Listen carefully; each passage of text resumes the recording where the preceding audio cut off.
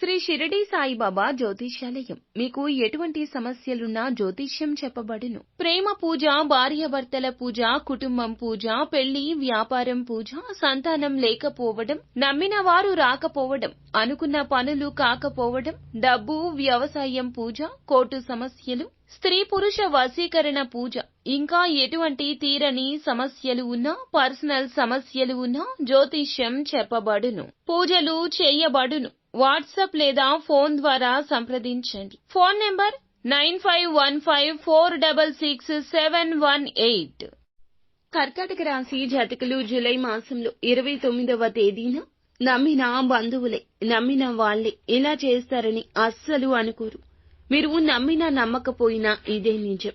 ప్రతి మనిషిలో ఒక చీకటి కోణం, నిగూఢమైన విషయాలు దాచే ఉంచుతారు. ఈ రోజున ఇది బట్టబయలు కాబోతుంది. వీరి జీవితంలో ఏం జరగబోతుంది అనే వివరాలు అన్నీ కూడా ఒక్కొక్కటిగా వీడియోలో తెలుసుకుందాము.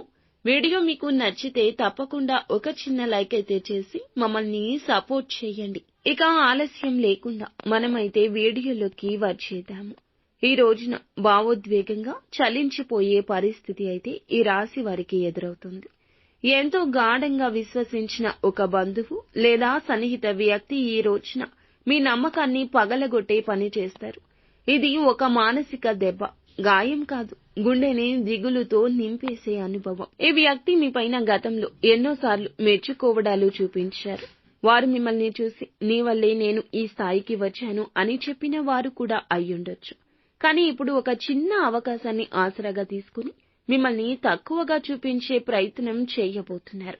మీరు గుర్తుంచుకోండి, వారి యొక్క పేరులో ర, ద, క, ష అనే అక్షరాలు ఉండొచ్చు. వారి మాటలు మొదట మీకు అసహజంగా అనిపించొచ్చు. కానీ ఆ మాటల వెనుక దాగిన ఆ యొక్క ఆలోచన, ఆ ఆచారం మీ గుండెను తాకుతోంది. గతంలో వారికి ఆర్థికంగా లేదా మానసికంగా మీరైతే అండగా ఉన్నారు, నిజాయితీ చూపించారు. అదే బంధం ఇప్పుడు ప్రతీకారం లేదా అసూయగా మారిపోయింది.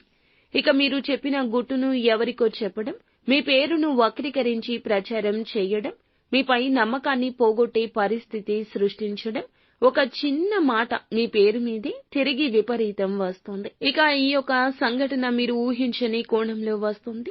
మీరు ఇలా చేస్తారా అనేది మీకు మొదటి స్పందన అవుతుంది. అతడికి నేనే అంత సహాయం చేశాను కదా, నిజంగా ఇదైతే అతను చెప్పే నిజాయితీ ఇంతవరకు కనిపించని ముఖం చూశాను ఈ రోజే అని అనిపిస్తోంది. ఈ రోజున మీరు భావించే ఈ భావాలు తాత్కాలికం కావు. అవి మీరు బంధువులపై పెట్టే విశ్వాసాన్ని మారుస్తాయి. ఇక ఎటువంటి తీర్పు అయినా మౌనంగా స్వీకరించండి. మీరు వాదిస్తే మిమ్మల్ని తప్పుగా చూపించే అవకాశం వారికొస్తుంది. మౌనం మిమ్మల్ని బలంగా నిలిపే సాధనం. ఇక ఆ వ్యక్తి యొక్క పరిధిలో మీరు ఉండొద్దు. మీరు కోపంతో ప్రతిస్పందిస్తే అది వ్యర్థమే అవుతుంది. దూరంగా ఉండండి, గమనించండి, కుటుంబాన్ని దృష్టిలో పెట్టుకోండి, సాక్ష్యాలు కలుపుకోండి. ఈ రోజంతా ఓం నమఃశివాయ అనే మంత్రాన్ని జపిస్తూ శివునికి దగ్గరగా ఉండండి. అనంత శాంతిని పొందుకుంటారు. వీలైతే శివాలయానికి వెళ్లి శివలింగానికి అభిషేకం చేయడం మీకు మంచిది. మనసులోని బాధను వదిలించుకోగలుగుతారు. ఇక కన్న తండ్రి చేసిన ద్రోహం కన్నా కన్న తండ్రిగా నమ్మిన వారి యొక్క మోసం ఎక్కువ బాధిస్తుంది. ఈ రోజు మీరు ఒక కొత్త మెట్టు ఎక్కబోతున్నారు. కానీ ఈ మెట్టు మీ గుండెపై బరువు వేలాడేలా ఉంటుంది. మీ విశ్వాసాన్ని తుంచిన వ్యక్తిని మీరు ఇక మర్చిపోరు.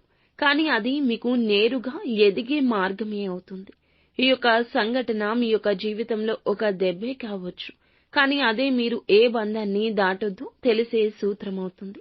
మిమ్మల్ని కోల్పోయిన వ్యక్తి తర్వాత మీరు ఎక్కడ ఉన్నారో చూసి వికారంగా తలపెడతారు. ఇక ఈ రోజున ఈ రాశివారు ఖచ్చితంగా లక్ష్మీ సహస్రనామ పారాయణం పఠించండి.